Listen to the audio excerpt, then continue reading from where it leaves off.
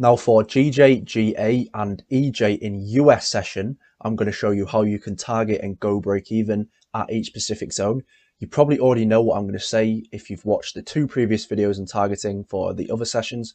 You already know what I'm going to say, but I'm going to break it down anyway. So this trade example is on GJ. This is US session, a buy. It's just a 5-minute rejection of the previous day's US high. Very clean, simple trade. So from this point, if you just bought from there, just stop somewhere down there. Now we're thinking, because we're trying to push to the upside, we're trying to catch buys, so it's a push to the upside. We're thinking, what are the next zones that we have above us? Well, instantly, what we have is this US zone up here. If I draw that on, that is the next US session zone up.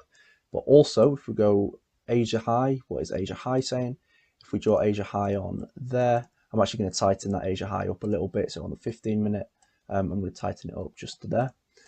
What you can see is that in US session already, we have rejected Asia high a little bit. It is the current US high, and we did push down from that point. So if I throw it back on the 5-minute, if we put our TP at the US high there and Asia high, what is the risk to reward? Well, it's a risk to reward of 1 to 1.72.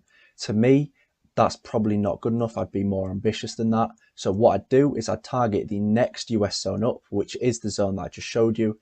It's literally just the next US zone up. So you're just trading US zone to US zone, but also differently to gold, silver, and EU. Like I've said in the session zone section, you also have to be aware of Asia zones. So it's not just US zones, but it's also Asia zones. That's how it's different from the other three. But it's still the same in terms of lower time frame zones. You're just trading zone to zone. So you're either taking profit or going break even at each zone that you're coming into face. So in this case, I didn't want to take profit there, but I would 100% have to be going break even at that point. And my actual target was, well, that's exactly 100 pips. Actually, that's very nice. But yeah, that is the actual target that I take up there because it's a better risk reward of 1 to 3.14. So if I play out what happens, price pushes up. Like this. So once this 5-minute tapped into this zone here, I would be break even 100% because there is a chance that price could reject it, flip, and then come all the way to the downside. And if you lose from that point, that is bad trading. So as soon as price taps into that zone, you would have gone break even. You could have taken profit. It depends on you. It's completely your choice. I don't have a rule to it. Other than as long as it's over a 1-to-1 risk reward, you can secure profits wherever you want.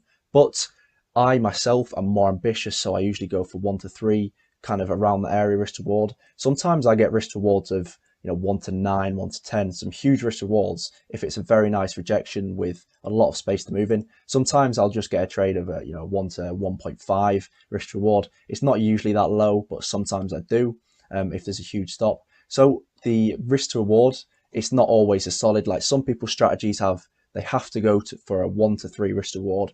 To me, that's nonsense. I mean, I just don't know how you can implement that properly. To me, it's all just about the zones because this is how the lower time frames work. They just bounce zone to zone. So if you're not taking profits at a US zone or an Asian zone, so remember for these pairs in US session, the zones you care about, just like entries, the zones you care about are Asian zones and previous US zones. If you're not taking profits at these zones, you're going break even. Now, another point I will add on is that I don't really hold through 2 zones. So say there was another US zone up there, I wouldn't hold through 1 zone, 2 zone, and then try catch it to the 3rd. That's just not what I do. I do often hold through 1 zone like this, like I do in these examples, but I wouldn't hold through 2. So that's just another little learning point there. So in US session for GA, GJ, GA, this is how you do it. And I'm going to show you another example now. Now, a selling example, so if you're selling GA, GJ, or EJ in US session, what would you do? So this is a sell, it's just a bounce off of the previous day's US high. So say you sold from this point here, your stop would be just up there. Now, what we've got to do, again, as always, moving on to 50 minutes time, is what potential zones could we run into whilst we are selling? So the first zone we could run into, we have Asia low down here. If I draw Asia low on right there, we have Asia low at that point. What we also have is a US zone from the previous 2 days right there. Draw that across, you can see the previous 2 days tapped into that. So again, I'm just going to draw these 2 zones on. These are the next 2 zones So in this case, we've got 3 zones. We've got the entry zone, then the one from there, and then the next one down. So these are the only zones we've got to worry about. If I throw it back on the 5-minute, now we've just got to plan what we're going to do at each zone. So are we going to target this zone right here? It's a 1 to 1.35 risk reward, and it's only a 25 pip trade. No, I'm not going to target that because I can definitely expect more to happen, especially in US where there is the most volume in the entire day. You can expect a lot more than 25 pips from a trade. And it's not very good risk reward. So what I'd do is I would just target the next US session zone below, which was a 1 to 3 risk reward. But I would have to go break even at this point here. It's over 20 pips, and I would have to go break even at that point. So I'm going to play out what happens. Price drops.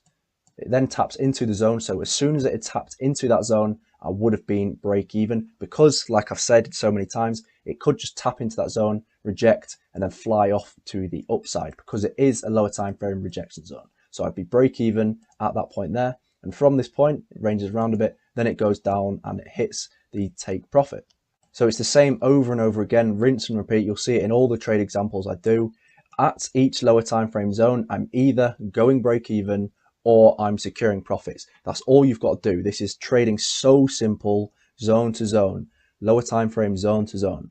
So for GA, GJ, EJ, at each either US zone, previous US zone, or an Asian zone, so Asia high or low, you're either going break even or you're securing your profits. Unless the zone you're going break even at is less than 20 pips, then you don't do it.